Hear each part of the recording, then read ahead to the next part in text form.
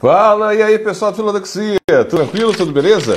Bem-vindos à live, atrasamos aí, atrasei um minutinho aí, mas está dentro dos conformes. E hoje o papo vai ser com ele, o meu querido amigo, colega, diretor, produtor cultural, Éder Montalvão. Nós vamos falar sobre o tema de cultura e sobre as questões que envolvem esse contexto da cultura dentro da situação da pandemia, tá? O Éder tem um curso de teatro chamado NAEM, Núcleo de Artes Éder Montalvão, e aí a gente vai falar um pouco dele nessa perspectiva de produtor, diretor e etc. E também a gente vai falar de outros aspectos, de outras perspectivas, como é produzir dentro do contexto da pandemia e tudo mais. O Éder já está chegando por aí. E aí, meu camarada, tudo bem? Tudo Só assim certo. pra gente se encontrar, né, cara? Pois Que é. loucura, né? Verdade. Tem Inclusive, que fazer uma live pra gente. eu ouvi agora os seus áudios de recomendação. Pode perguntar o que quiser, tá? Não tem restrição nenhuma, não. Ah, beleza. Pra quem não sabe, então vou dar esse bastidor aqui. Quando eu vou conversar com alguém, qualquer pessoa, às vezes até por mais íntimo que eu seja da pessoa, eu tô até desenvolvendo uma cancha meio de jornalista, né? Eu costumo falar com a pessoa se tem algum assunto que é mais delicado, se tem algo que a pessoa não gostaria de falar, porque tem entrevistado, tem convidado que às vezes não quer falar um pouco de questões políticas por conta do trabalho, da família. Tem entrevistados que não querem falar sobre família, em assim, tipo, o pai das minhas filhas ou a minha esposa, tem algum assunto às vezes mais sensível, aí eu pergunto antes para não fazer também uma saia justa no ao vivo, né, cara? Tipo, joga a pergunta aí, a pessoa fica meio sem graça e tal, né? Essa é a ideia, né? Não, joga até a Então, justa que fica divertido. Então tá, então vamos começar então por isso mesmo então. Queria começar, ué, então, liberou, a gente vai. Eu queria começar por uma coisa que tem acontecido muito nessa pandemia, sobretudo assim, comigo, com relação ao professor, né, o fazer docente, muito da nossa identidade tem a ver com o nosso labor, né? E aí, o tema da nossa live é a questão do fazer artístico, né? E a arte como essa coisa desnecessária, né? Um meio não... como é que fala? Um setor não necessário. Mas, ao mesmo tempo, a gente só consegue conviver e lidar com a pandemia por conta da arte. Com o isolamento social, os eventos culturais tiveram que parar. Cinemas, teatros, museus e casas de show estão fechadas. Mas as linguagens artísticas se adaptam ao distanciamento do público. E mesmo sem sair de casa, é possível sim ter contato com a arte. Na internet, museus disponibilizaram visitação online, com destaque para a Pinacoteca de São Paulo. As apresentações ao vivo, as lives, ganharam destaque, inclusive arrecadando doações e possibilitando maior interação dos artistas com o público. No campo da leitura, livrarias e editoras estão disponibilizando gratuitamente e-books ou com frete gratuito. Shows, cinemas e eventos podem demorar a voltar. Então o momento pode ser bom para ler aquele livro que está parado na estante, assistir a lista de filmes e séries pendentes, ou mesmo aprender a tocar um novo instrumento musical. O que você pensa quando se fala nessa noção de a arte é um setor não necessário, mas ao mesmo tempo sem a arte, seja ela como produto a ser consumido, ou o indivíduo fazer arte, produzir poemas, etc., você não consegue lidar bem com esse isolamento, com essa pandemia. Então como é que fica esse aparente paradoxo entre a arte ser algo dispensável e, ao mesmo tempo, sem ela, a gente não conseguir processar e lidar bem com a situação, no nosso caso aqui, da pandemia e do isolamento? Como é que você vê essa aparente contradição? Cara, então, primeiramente, boa noite a você, boa noite a todo mundo que está assistindo. Se apresenta, né? Eu já te conheço, as pessoas te conhecem. Verdade. Mas então, Thiago, primeira coisa, assim, é claro que isso é muito pessoal, né? Para algumas pessoas, talvez a arte seja algo dispensável, mas para mim, eu não consigo conceber a minha existência sem a arte. Então, para mim, é absolutamente útil, necessário, fundamental. Eu me alimento disso. Inclusive, esse período de pandemia foi um período muito delicado, né? Porque, como artista, a gente fica ainda mais sensibilizado com tudo, confinamento, enfim. E graças à arte, eu posso dizer que eu estou sobrevivendo bem, né? Pelo menos passei por algumas dificuldades assim emocionais, porque a gente canaliza para a arte, no meu caso, né? É no seu também, de alguma forma, claro, Uhum. e encontra um significado. Acho que Essa ideia de que a arte ela é inútil, eu acho que é uma ideia, principalmente no Brasil, né, que é uma herança maldita da ditadura, né, que curiosamente colocou muito essa pecha de ator vagabundo, artista vagabundo, mas o vagabundo ele tem uma inutilidade que ele não produz nada. E se fosse tão inútil e tão improdutivo assim, por que que a gente teria tido tantos artistas torturados, perseguidos? Isso estou falando da ditadura no Brasil, fora, enfim, historicamente em outras ocasiões, né? Então, primeira coisa, assim, se ela não tivesse uma influência direta na realidade, não teria por que ela incomodar tanto. Ela existe porque ela modifica a cabeça das pessoas, e a partir do momento que ela modifica a cabeça das pessoas, ela muda o mundo. A gente não teria saído da ditadura, ou pelo menos na época que a gente saiu, se não fosse a arte do Gilberto Gil, Chico Buarque, Zé Celso, e por aí vai, de tantas pessoas que combateram aquilo ali. O artista nunca perde importância numa sociedade. Não existe uma sociedade, real sociedade, sem artistas. A cultura da arte, das artes, é fundamental. Sem cultura das artes não tem país, não tem assinatura de país. Não. É só uma fronteira idiota e solta no espaço. O que faz o caráter de um povo é a sua arte. Não existe nada sem a cultura das artes. Inclusive não existe saneamento básico, não existe educação, não existe saúde. É a sensibilização através das artes que a gente começa a ver o outro. Não é somente a religião que a gente procura o outro, não. Isso é uma cultura de comunicação. Uma coisa legal que eu queria puxar assim para minha seara, assim, é que a arte tem uma concepção assim aristotélica e outras concepções, mas eu queria puxar uma concepção que é do Schopenhauer e do Nietzsche, que assim, basicamente, sobretudo para o Schopenhauer, né? A vida é uma merda, basicamente. A gente morre, a gente é mortal, e o pior, além de morrer, né, além de ser mortal, a gente tem consciência disso. Então é uma dupla merda, tipo assim. E aí o Schopenhauer vai dizer assim, junto com o Nietzsche, vai continuar um pouco o raciocínio de Schopenhauer, que o papel da arte, eu acho essa visão bonita, assim, como visão mesmo, estética, né, a imagem que essa ideia traz, que a arte é um jeito de fazer a dor ou a miséria humana se tornar um objeto de apreciação estética. Ou seja, a partir da arte eu consigo amar a minha dor enquanto espécie ou enquanto indivíduo. Então tá doendo aquela dor de corno, sei lá, qualquer dor que seja, não sei, depende aí qual seja a sua dor, mas aí você pega essa sua dor de raiva, essa dor de traição, ou esse desejo que seja, ou o mais feio que há em você, você transforma isso num poema, numa letra de música, num quadro e etc. E aí você torna essa dor um objeto de apreciação estética. Eu acho que tem muito disso quando você fala da chave da questão lá na ditadura e a arte produzida nesse contexto, né? Tem muito essa coisa de dizer o que não pode ser dito e, de alguma forma, dar um certo lirismo, né?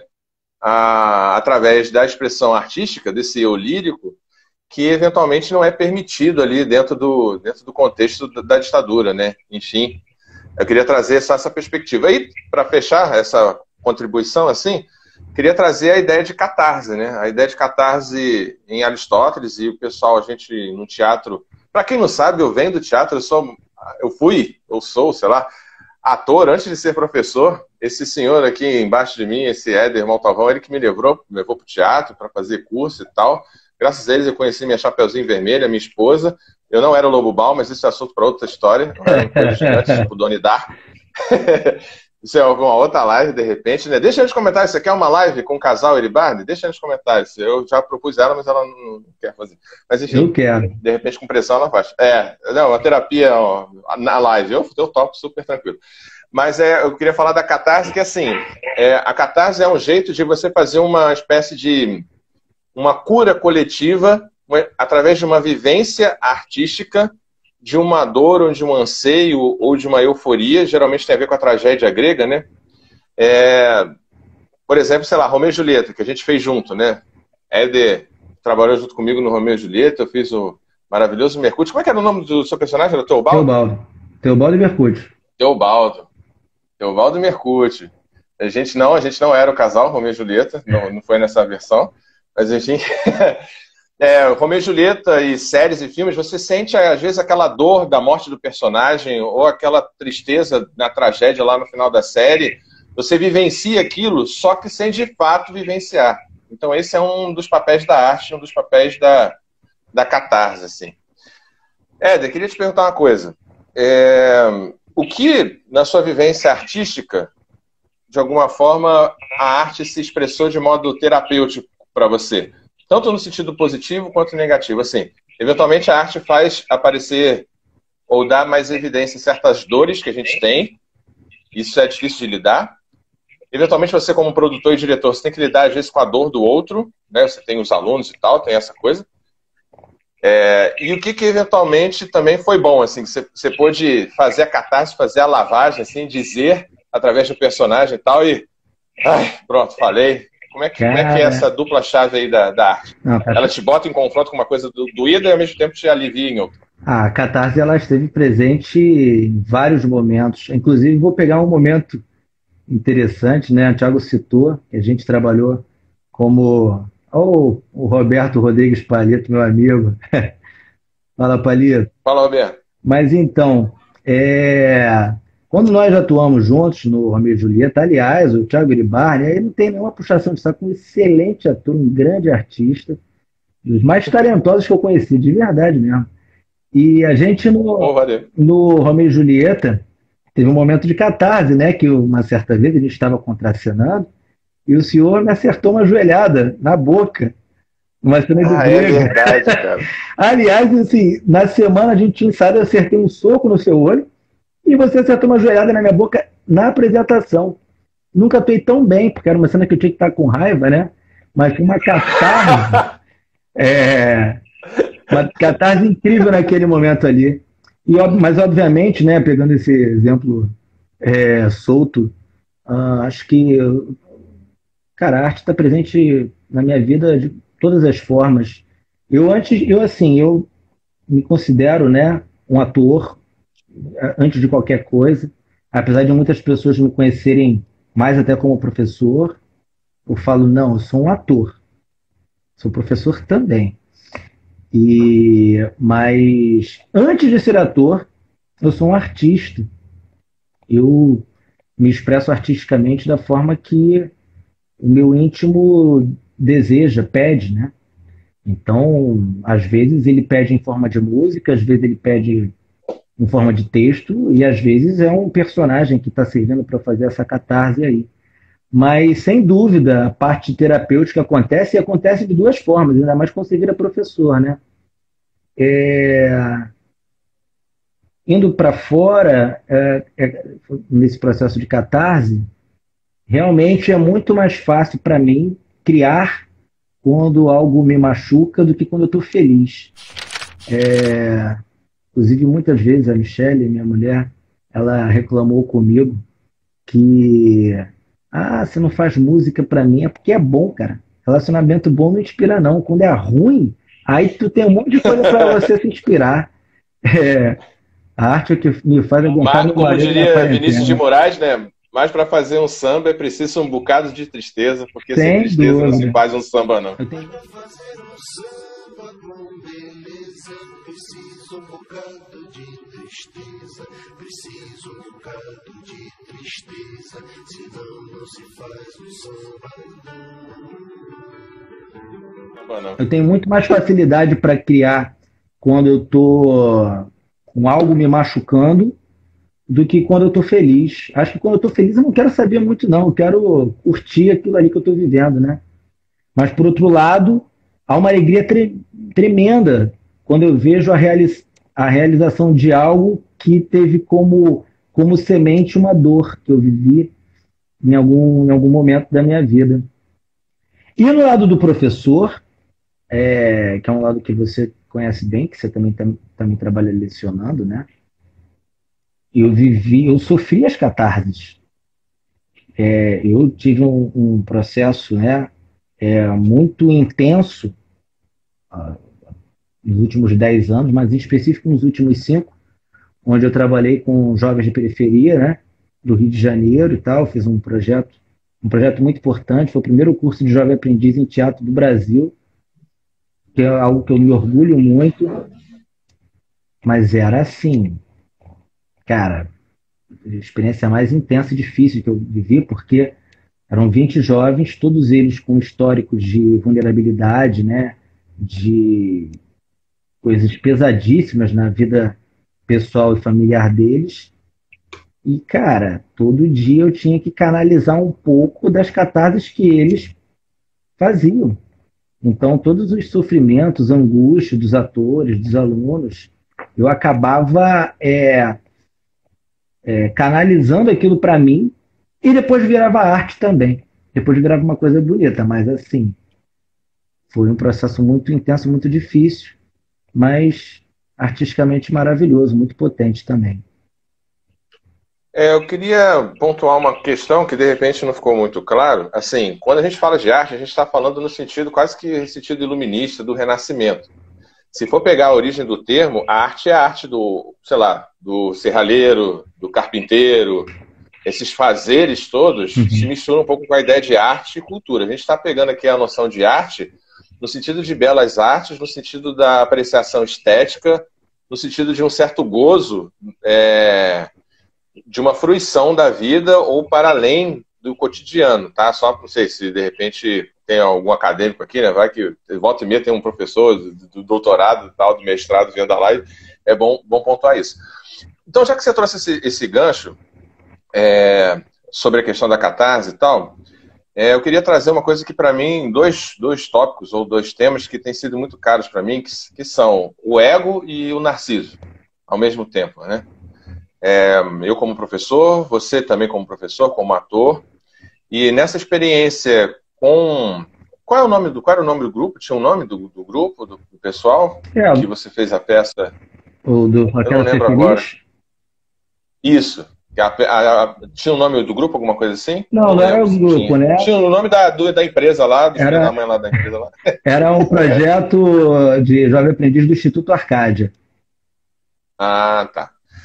Você falou que foi um pouco difícil fazer a gestão e lidar com as vulnerabilidades e as demandas do outro. Pouco não, muito difícil. Muito, muito difícil. O quanto... Não sei se eu vou tentar fazer a pergunta e ver se você me entende, tá? O quanto desse processo de você lidar com o outro, ou da dor desse processo de lidar com as demandas do outro, na verdade, talvez, e aí eu estou aqui psicologizando de boteco, né?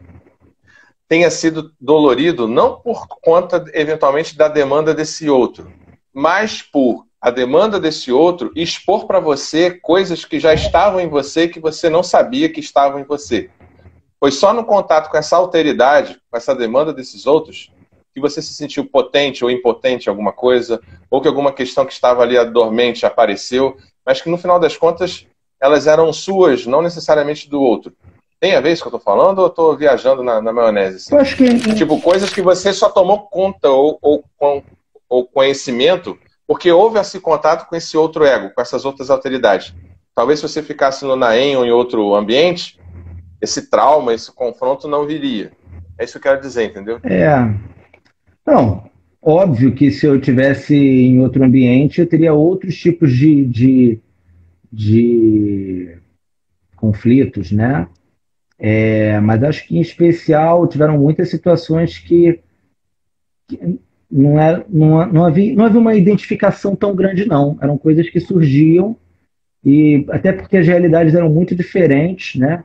Claro que às vezes resvala numa questão no qual você se identifica e tal, né? Sem dúvida, porque eu, por exemplo, sou ator, então quando eu vejo um aluno enfrentando uma dificuldade muito grande para fazer um personagem, para conseguir o melhor dele no trabalho, eu já passei por esses conflitos, por essas dificuldades, né? Coisas que eles pensam assim, vai ser impossível conseguir, eu sei que é possível, mas que é doloroso, é difícil. Então, existiam momentos que eu me identificava assim, mas tinham situações que, cara, de realidades tão pesadas que, exemplo, tinha um aluno, né, obviamente não vou citar nome, enfim, que ele apresentou uma situação que a mãe dele tinha sido assassinada pelo próprio pai à paulada. Nunca vivi uma coisa parecida com essa. Mas não tem como você não ficar, de certa forma, mexido com isso. E aí, quando você trabalha com o aluno barra ator, e você às vezes vê no comportamento dele, às vezes até uns comportamentos que me incomodavam pessoalmente, mas você, por outro lado, entende e fala, cara, ele está tendo esse comportamento aqui, mas olha o que esse cara passou. Então era um dilema. Você, às vezes você queria punir, mas você conseguia compreender mais ou menos o que levou ele até aquilo ali, né? Uma coisa muito presente nesse trabalho, isso eu falo numa boa aqui, porque eu falei muitas vezes para eles pessoalmente, então não tem esse pudor, né? É que muitos ali têm um histórico de opressão, de serem oprimidos. E como é que isso saía depois? O que saía era o seguinte, na dinâmica de grupo entre eles, os que normalmente eram oprimidos na vida reproduziam a opressão entre eles mesmos. Isso era louco. Mas como é que você faz quando tem vários oprimidos? Não, que rolava... Quando eles começam a se oprimir mutuamente ou serem violentos mutuamente. Depende da situação, parceiro, mas muitas vezes era uma situação de ter que meter o dedo na ferida. De chegar para o aluno e falar assim, vem cá, você quando posta no Facebook contra preconceito, contra opressão e tal, o que você pratica no seu dia a dia? O que você pratica aqui na convivência com seus colegas? Trazer para a consciência. E aí eles enxergavam que eles estavam reproduzindo exatamente a postura do opressor nos outros colegas, né? E isso muitas vezes trazia uma consciência para eles. Outras vezes não, outras vezes que se dane. É isso mesmo, eu tomo porrada e dou porrada, e vamos que vamos. Mas foi um processo poderoso, de muito aprendizado, muito enriquecimento. Envelheci muito nesse processo aí.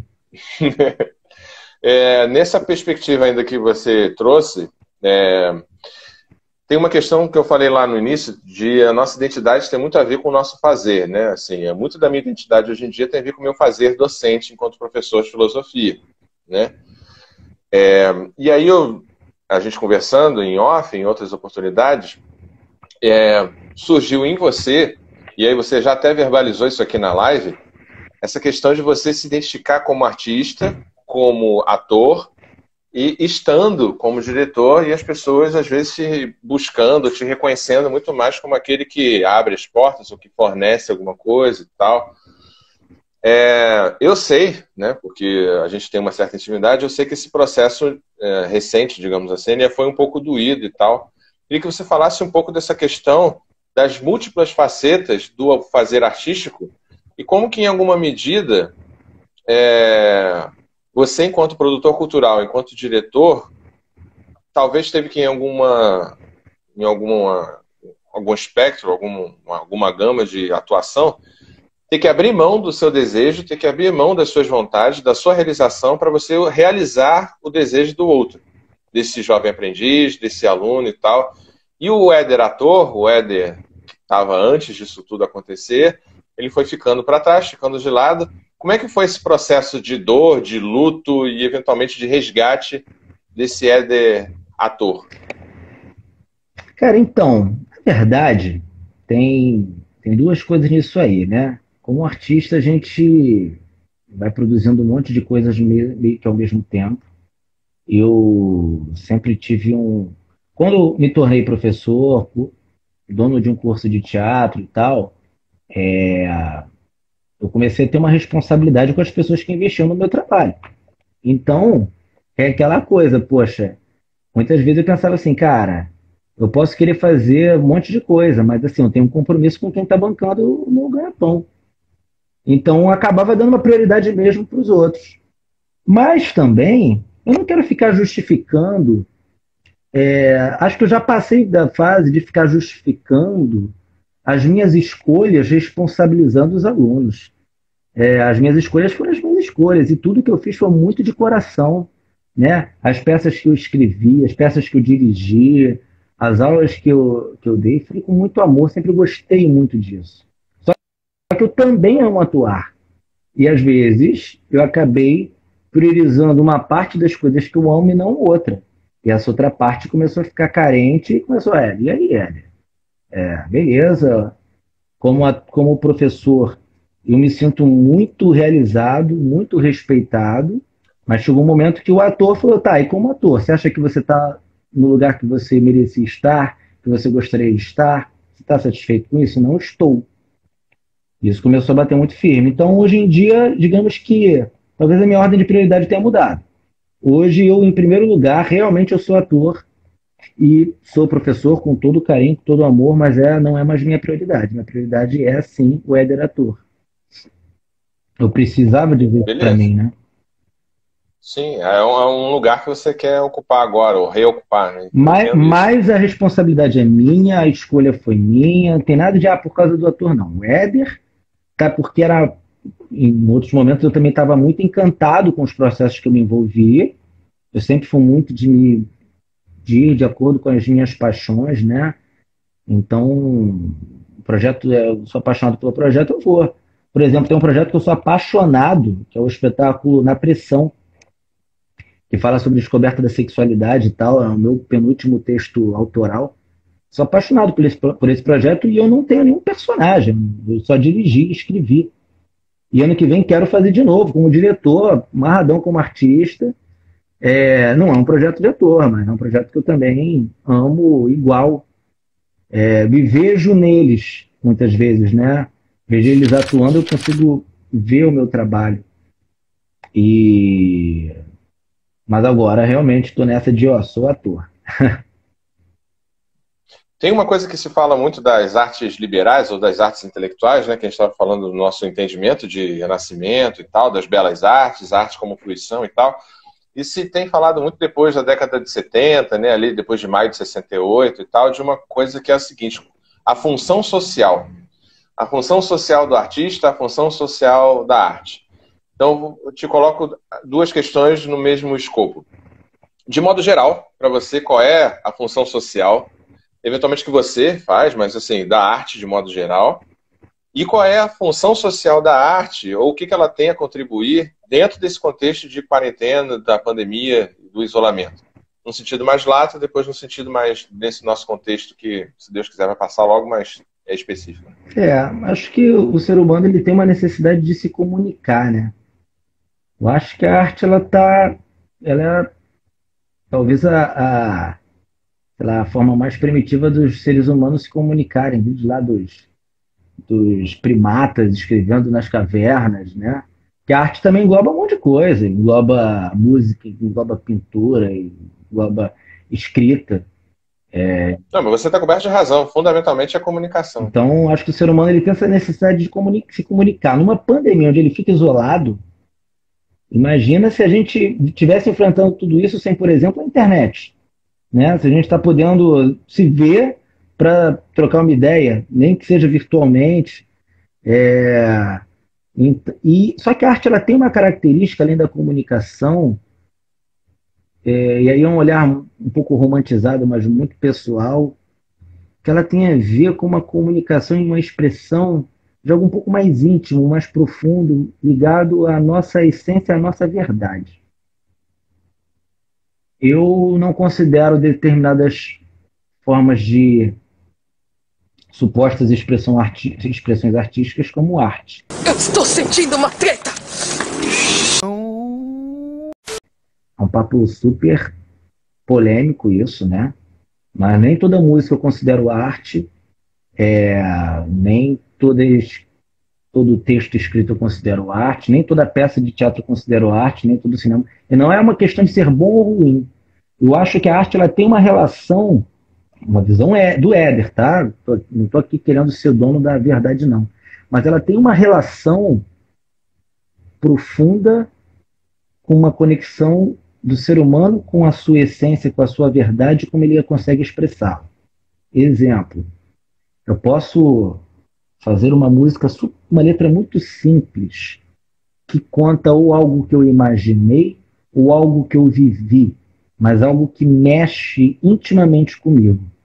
Eu posso fazer uma música copiando um formato para, com o simples objetivo de fazer um sucesso. Só existe dois tipos de arte boa e arte ruim. Romeu e Julieta era arte moderna, de vanguarda, quando foi escrito, no século XVII. Depois, no século XVIII, continuava moderno, no XIX, no XX e agora no XXI. E quando ninguém ouvir mais falar nesses que ficam aí se curvando diante de modelos que são impostos a gente pelos meios de comunicação, ninguém vai nem se lembrar. Você falou, eu lembrei daquela fábrica de singles, né, que tem em Goiás, o pessoal que fica na casa trancado e... Porque, por exemplo, eu acho que a arte ela está em todos os ritmos. Pode ter no rock, no sertanejo, no funk. Não acho que é uma questão de qualidade estética, porque gosto é muito subjetivo, né?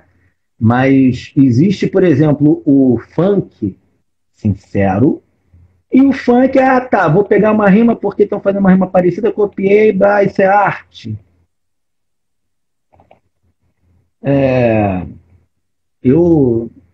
Já que bom, não devo nada a ninguém, né?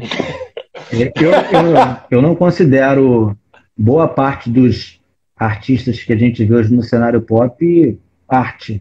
Não considero a Anitta arte, não considero o Luan Santana arte. Por quê? Ih, polêmica! Não considero, não uma questão de qualidade artística. Acho, inclusive, que são bons intérpretes. Acho que Anitta... Mas o que você está falando, assim, para considerar arte? Quando você está falando, eu estava pensando num pensador, mas enfim, num teórico da Escola de Frankfurt chamado Walter Benjamin, que ele fala da arte no período da reprodutibilidade da técnica, que é no início do capitalismo, que aí começa tudo a ficar, né, copiado, igual e tal.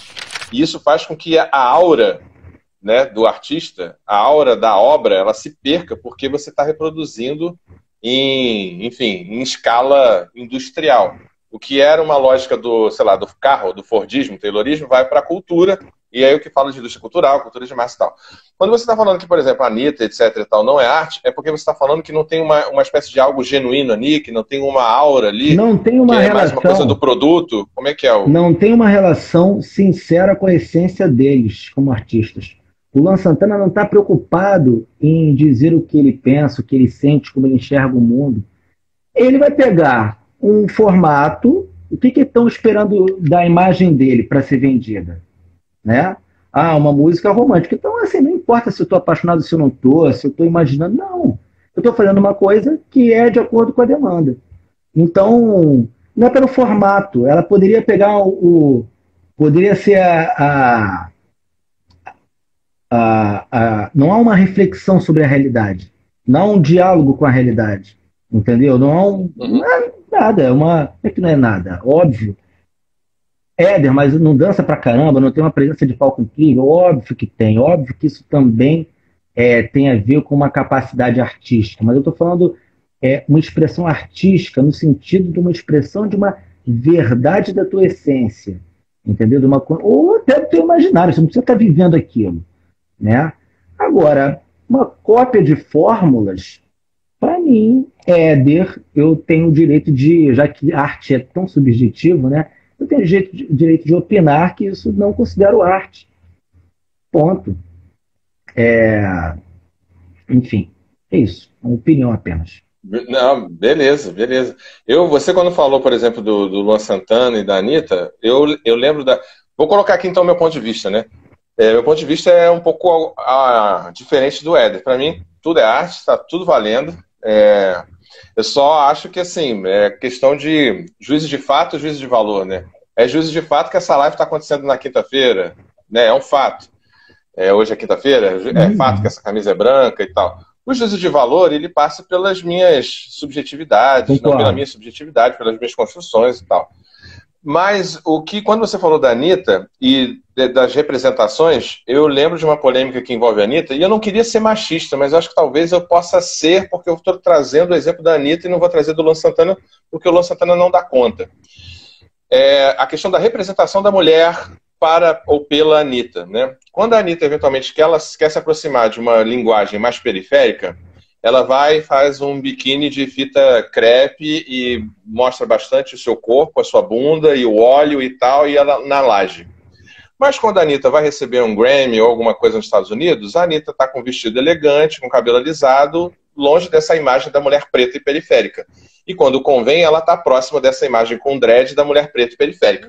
Então isso aqui não é um hate à Anitta, não é um ódio à Anitta, sabe? É uma questão de falar das coisas que a gente está vendo. E aí, quando ela tá com esses dois campos, o que ela escolhe fazer? Essa empresária, essa mulher bem-sucedida, essa mulher que fala 3 idiomas, é a branca. Uhum. A gente sabe disso, né? Quando ela vai fazer clipes mais classudos, quando ela vai fazer clipes, como ela fez o clipe, por exemplo, de Will I See You, que era uma bossa nova, ela tava mais clara, o cabelo liso. Quando ela tá nas premiações Tapete Vermelho Internacional, ela tá com aquele cabelo liso, tá com a pele clara e tudo mais. E aí, quando ela vai falar quando ela vai subir o morro, quando ela vai mostrar a favela, quando ela vai dizer o que ela faz? Ela trança o cabelo cacheado, e aí a pele mais escura possível, e aí a roupa é o shortinho fininho, é a coisa do tapa na bunda. E aí é justamente nesse lugar que mora a afroconveniência. Isso para mim não tem nada a ver necessariamente com a arte em si, né? Tem a ver com a ideia de vender um produto ou uma imagem de si. Né? Que aí a gente vai para a ideia dessa coisa, dessa hiperexposição, dessa hiperinformação, e não é só a obra do artista que você consome também o artista enquanto produto, enquanto persona. Quando você estava falando da Anitta e do Luan Santana, isso me veio à cabeça porque, primeiro, o que eu estou dizendo não é um consenso na comunidade negra periférica, das mulheres negras periféricas como um todo, mas é um debate que se faz sobre as representações dessa mulher empoderada que a Anitta representa nos seus clipes. Eu estou dizendo representar porque toda arte trabalha com representação. Né? Você vai representar a morte de alguém, você vai representar um holocausto, né? Você está dando representação. Então, quando você falou dessa questão da Anitta e do Luan Santana, eventualmente o artista ele acaba ficando refém de uma imagem que ele cria para si mesmo, ou que outrem cria para ele, né? Seja um agente, seja alguém nesse sentido. E eu acho que, para mim, o ponto mais sensível, assim, né, nesses artistas mais pop e mais consumidos, é essa coisa da imagem dele no TikTok, ou da imagem dele no Instagram, ou a imagem... Que tipo de imagem esse artista está criando para si e como essa imagem é consumida pelo seu público, eventualmente público infantil, ou um público infanto-juvenil que está se constituindo enquanto sujeito e tal. Isso, para mim, é um problema sério que não tem necessariamente a ver com o fazer artístico do sujeito. Mas, enfim, fala aí, o que você acha? Não sei. Assim... Você se preocupava, desculpa te cortar, já cortando. Você se preocupava com a sua persona, com a sua apresentação, com como você se colocava, como você se dirigia para os seus alunos, ou enquanto referência, assim? Isso era uma questão para você? Cara, assim, naturalmente, quando a gente se alterar a circunstância, a gente acaba se adaptando, né? Então, por exemplo, a conversa que eu estou tendo aqui contigo na live, por mais que ela seja o mais sincera e espontânea, ela é um pouco diferente, talvez, do que a gente teria, sei lá, se tivesse num outro lugar, dentro de uma empresa, numa reunião de trabalho, ou eu costumo muito falar com meus alunos, né?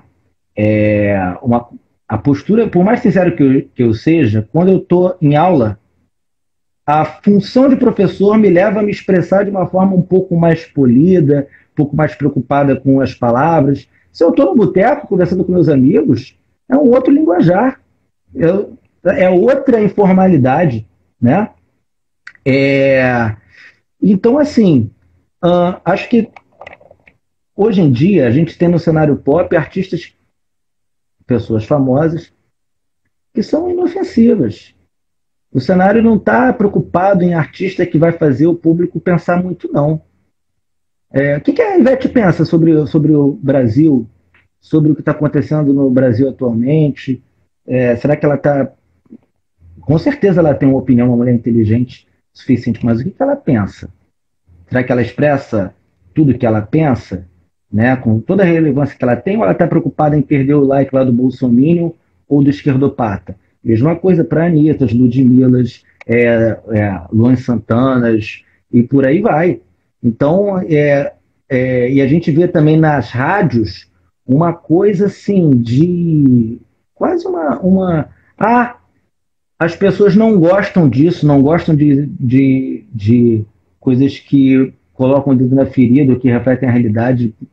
Só está vendendo um tipo de coisa para gente, né? Então esse seu comentário de alguma forma responde em alguma medida o que eu falei anteriormente sobre a função social da arte para você. Então, para você, nessa sua resposta, a arte tem que fazer refletir ou fazer crítica ou incomodar. A arte necessariamente é contra o status quo, assim? Se você faz uma arte pró-governo ou pró-status quo, não é arte? Mas, contra não, mas a arte é uma... Contra, sim, tipo... A arte é uma ferramenta poderosa de transformação da realidade. Porque ela, inegavelmente, ela vai influenciar quem está assistindo, para o bem ou para o mal, né? Então, por exemplo, as crianças, elas reproduzem o comportamento da Anitta, ou dos famosos do youtuber famoso que elas veem, né? A gente é influência e é influenciado o tempo inteiro, né? Por tudo que a gente consome. Então, mesmo que o artista, um artista que tem, sei lá, 1 milhão de seguidores, não tem como ele achar que ele não está influenciando alguém. Ele está, né?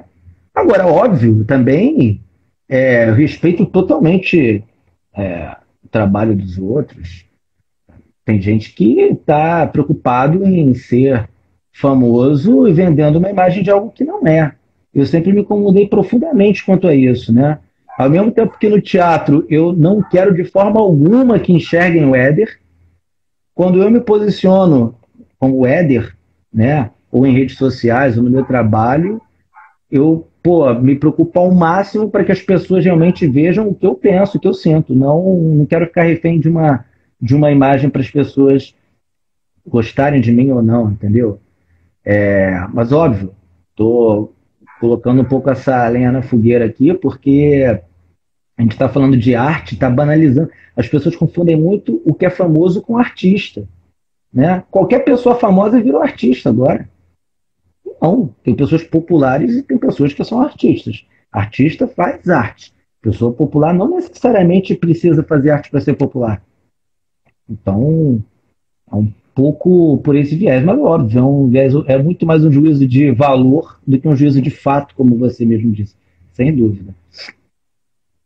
Nessa questão da arte, no contexto da pandemia e tal, você falou num momento lá no início que a arte, sem dúvida nenhuma, te ajudou ou está te ajudando a enfrentar a pandemia. Até a Michelle comentou alguma coisa nesse sentido. Eu me perdi aqui, que ela falou que a arte ajuda também a você ela lidar com você e tudo mais. Eu queria fazer, então, essa pergunta, em dois aspectos, né? Como que o consumir arte te ajuda na pandemia, no isolamento? E se você está produzindo alguma coisa e como isso também te ajuda, né, no isolamento e na pandemia. Se estiver produzindo e estiver disponível aí na internet, divulga aí pra gente para saber o que é que você tem feito aí. Cara, então... Mas enfim, na produção e no consumo. Logo que rolou esse lance da pandemia, foi uma coisa que, obviamente, mexeu com todo mundo, né? E nós, que trabalhamos com arte, então ficamos... E agora, né? Ainda mais sabendo que vai ser a última coisa que vai voltar, né? Ainda tem essa. Como é que a gente vai lidar com isso? Ainda mais, assim, nem todo ator quer ser influencer de nada. Não é todo mundo que quer ser celebridade de Instagram, né, cara? É muito delicado, porque é aquela coisa, eu sou um ator. Ao mesmo tempo, o meu Instagram, ele não é o Instagram do personagem, dos personagens que o Éder faz, é do artista e da persona, do cidadão. Então eu tenho que ficar o tempo inteiro no meu próprio Instagram trabalhando, né?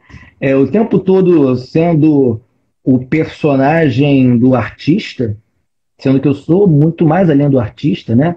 Tenho o meu cotidiano. No início foi muito difícil também, pelo fato da gente se sentir quase que numa obrigação moral de dialogar com o que estava acontecendo. Está tendo uma pandemia agora. Como eu, como artista, vou me posicionar em relação a isso, né? Com todos os absurdos que a gente via, né? De presidente e por aí vai. E aí também rolou um outro momento, que é o seguinte, às vezes você fica tão para baixo, tão depressivo, que você não tem ânimo para criar, né? Você não tem ânimo, vamos produzir, lá, lá, lá. Nem todo mundo é Fábio Porchat, entendeu? E às vezes a gente também não tá afim, cara, às vezes a gente não tá afim de fazer humor. A gente tá puto, a gente tá chateado. Beleza, às vezes a gente consegue, né, colocar pro humor e fazer isso, mas às vezes não. Às vezes eu, prefiro ganhar menos like, tá dizendo uma coisa que de verdade mexe comigo, do que ficar, refém de uma imagem para ficar caçando like por aí, entendeu? Então, tiveram os momentos que essas angústias, elas me mobilizaram como ator, como artista, cara, não quero fazer nada, não quero ficar... E outros momentos não, eu quero falar sobre essas coisas, a parte emocional, né, acho que tudo. Tem algum exemplo, assim? Mais do que você tenha feito e tal? Às vezes eu tenho feito alguns vídeos mesmo para Instagram, tenho criado música, algumas coisas eu já publiquei, outras não, né? Nem tudo também que a gente cria, a gente sente que é hora de mostrar também. Bem recentemente, eu reformulei completamente o texto do meu último trabalho, Só Quero Ser Feliz. A peça está completamente reformulada, tive que diminuir personagem, enfim. E foi quase, quando acabou, quando eu terminei de escrever, parecia que tinha escrito outra peça e fiquei amarradão. Tipo, o filho nasceu de novo, sabe? Mas também tem essas pequenas conquistas, né? A música que eu fiz dentro da pandemia, né? A cena que eu criei dentro da pandemia, o texto que eu criei dentro da pandemia. Outro dia mesmo fiz um videozinho com meu filho. Porque o que as pessoas de repente fazem de bobeira, para mim é tudo trabalho, né, cara? Existe uma outra expectativa no que eu estou mostrando.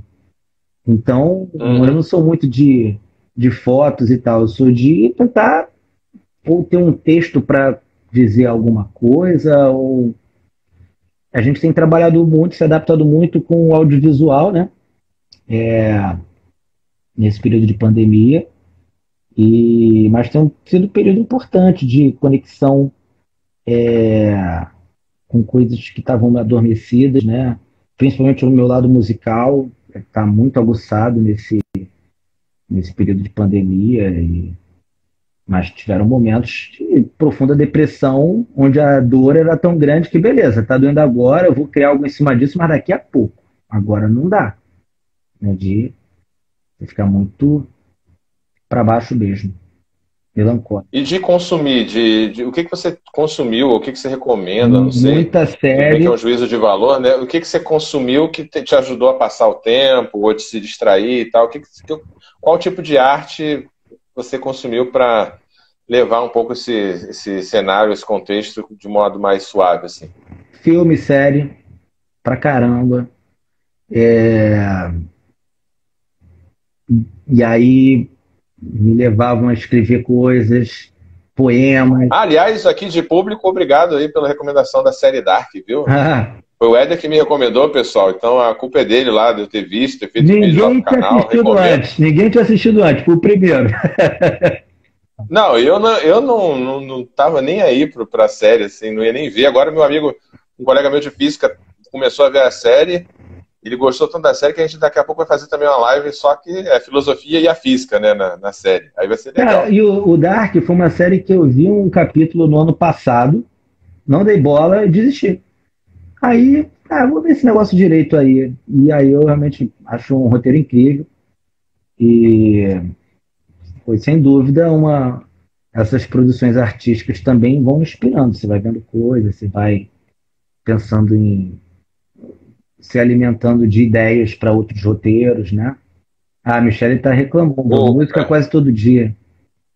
É uma reclamação? Não percebi. Então você que sabe, eu não sei. Dela não, mas meu filho não gosta muito, não. Meu filho ficou meio de... Aí a Dark, a Michelle falou que Dark fez ela esquecer da pandemia por 2 semanas. Que bom, já valeu já. É. O meu amigo Kim falou lá acima sobre a sociedade do espetáculo, né? Que tem um autor chamado Guy Debord, francês, Guy Debord, que fala desse conceito de sociedade do espetáculo. Só que assim, não é só no contexto, até é anacrônico a ele, né, de rede social, Instagram, Facebook, isso não existia na época dele. Ele fala da sociedade do espetáculo no sentido de que nessa sociedade do espetáculo tudo se torna um ritual espetacularizado. Isso é desde a fé. Então você vai ter as missas, por exemplo, de renovação carismática, sabe assim? Então não tem necessariamente a ver só com essa exposição nossa. Mas é claro que de alguma forma ele antecipa um conceito que é como é que eu posso dizer, valioso pra gente hoje em dia, né?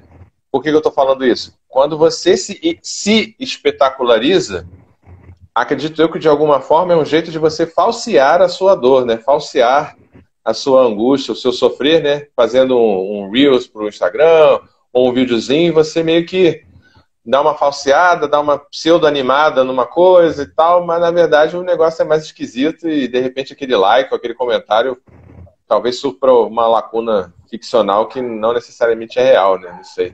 Sim. O que você acha? O que exatamente? Dessa coisa da gente, eventualmente, na hora de postar, de fazer um vídeo e tal, da gente estar meio que suprindo um buraco que não é necessariamente aquele ali, mas a gente está se ocupando de fazer coisas, porque assim, tem muito tempo livre também, né, cara? Eventualmente, né? Sei lá, acho que isso é muito pessoal, né? Acho que tem tantas coisas que podem nos levar a fazer uma postagem de Instagram, Facebook, né? Mas normalmente a gente está movido por alguma coisa, né? Ou por alguma angústia, ou por alguma carência, né? Às vezes a gente precisa colocar para fora alguma irritação nossa, alguma indignação, ou mesmo tá precisando de uma atenção, né? De um carinho, de um like, de uma mensagem bacana. Eu acho que, sei lá, eu vendo o Instagram, eu acho um lugar tão triste, cara. Eu acho um lugar tão angustiante. Eu não acredito na maioria dos sorrisos que eu vejo, sabe? Eu acho quase uma projeção da realidade que a gente queria. Como se a gente pudesse gravar num frame de uma fração de segundo algo que a gente gostaria que durasse por horas. Eu vejo muito isso, assim, né? De uma angústia das pessoas quererem mostrar que estão bem, né? Que não estão, que estão num padrão de felicidade da galera ali. E não é assim, né? Para mim foi muito difícil eu postar foto dentro de pandemia, pô. Tô chateado. Por um lado eu ficava pensando assim, por que eu não posto uma foto chateado? Só tem que ficar postando foto, ostentando felicidade nisso aqui? A nossa verdade não é só de alegria, né? Mas, por outro lado, também fico pensando assim, mas também eu vou ficar compartilhando algo que, de repente, vai fazer a outra pessoa também ficar meio para baixo?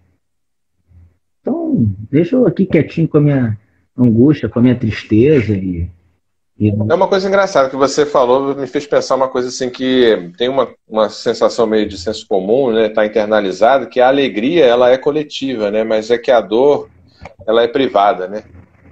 Uhum. Assim, tipo, isso é quase que um carinho com a dor, digamos assim. Não, ela é minha, tipo...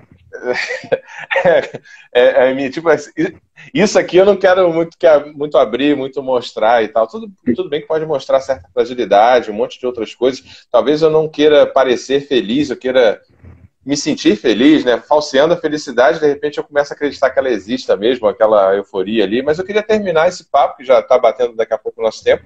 Desde já, quero agradecer você pela parceria, por ter, enfim, topado tão de pronto ter mudado de dia até, que a gente ia fazer num dia, a gente acabou fazendo em outro. Muito obrigado aí pela sua disponibilidade, sua presteza e pela sua amizade também, que se eu sou uma pessoa boa, uma pessoa melhor, é porque eu conheci o Éder Montalvão na minha vida também. Então, muito do que eu sou tem a ver com você. Muito obrigado, de verdade mesmo. Para além da live, todo esse restante aí do eu ator tem muito a ver com você. Mas eu queria perguntar então uma coisa. No melhor estilo Abu Janra, deixa eu até apagar a luz aqui para ficar bonitinho. Assim fica bonitinho. Éder, o que é a vida? Porra! É para responder mesmo? É sério, pô. Sério. O que é a vida? Eu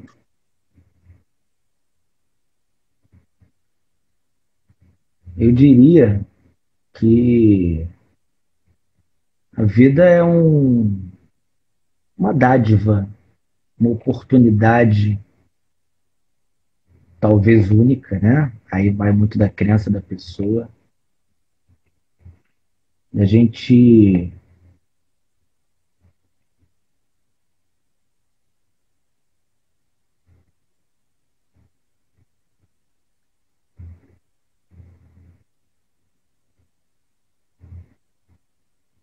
tentar entender um pouco, não sei se entender,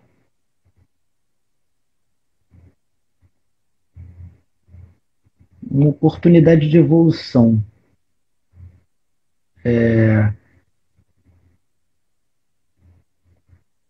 Com um propósito que, acredito eu, a gente vai buscando criar nessa trajetória. Tem com certeza você vai, vários ramos filosóficos, né, que vão apontar explicações diferentes para a existência, como se a gente já nascesse com propósito, ou que a gente cria propósito. Eu não sei. Eu sei que uma vida sem propósito é uma vida vazia. Uma vida sem propósito ou uma vida sem beleza? O que mais te doeria? Sem propósito. Sem propósito. Beleza. Sem dúvida. Se eu não tiver propósito, eu não consigo ter... Eu acho que quando a gente perde o propósito, a gente morre. Basicamente, é o que eu penso. A gente pode morrer fisicamente até depois, mas quando a gente perde o propósito, a gente morre. E se a gente... E às vezes a gente acaba tendo que renovar, pelo menos no meu caso, né, os nossos propósitos. Porque às vezes os ciclos vão acabando, acabou um ciclo, e agora? O que eu vou fazer da minha vida? E a arte me ajuda nisso, a criar propósitos para essa coisa absurda que é a existência e inexplicável que é a vida. Senhoras e senhores, Éder Montalvão, muito obrigado, Éder, por esse papo, por essa conversa, por ser essa, como diria o Cauê Moura, essa pessoa maravilhosa, essa pessoa linda que você é, por ser esse artista que você é. E é isso, despeça-se aí do pessoal. Obrigado a você que ficou por aqui com a gente. Lembrando que vai estar no IGTV e também depois lá no YouTube. Bom, dá o seu salve final aí, Éder. Obrigado à presença de todos, pelos comentários também. E obrigado também, Thiago, pela sua amizade. Você é uma pessoa também que, sem nenhum tipo de hipocrisia, também me inspira muito. Não só pela sua inteligência, né? Mas são um vencedor, né, cara? São um cara que, pô... eu admiro absurdamente. Então, a nossa amizade é algo muito bonito e positivo para todos nós. Tanto para você quanto para mim. Acho que tanto eu te ajudo, quanto você me ajuda com os nossos exemplos, nossas trajetórias diferentes, mas que sempre, de alguma forma, vão iluminando uma a outra. Eu tenho amizades como a sua, como a do Kim, que cabem só numa mão, assim, que lembra muito de uma frase que é atribuída a Aristóteles, que a amizade verdadeira, na verdade, é a mesma alma habitando dois corpos. Então, é bom ser seu amigo. Obrigado você, Éder. Obrigado, pessoal. Uma boa noite, um grande abraço e até. Tchau, tchau. Valeu, Éder. Tchau, pessoal. Valeu.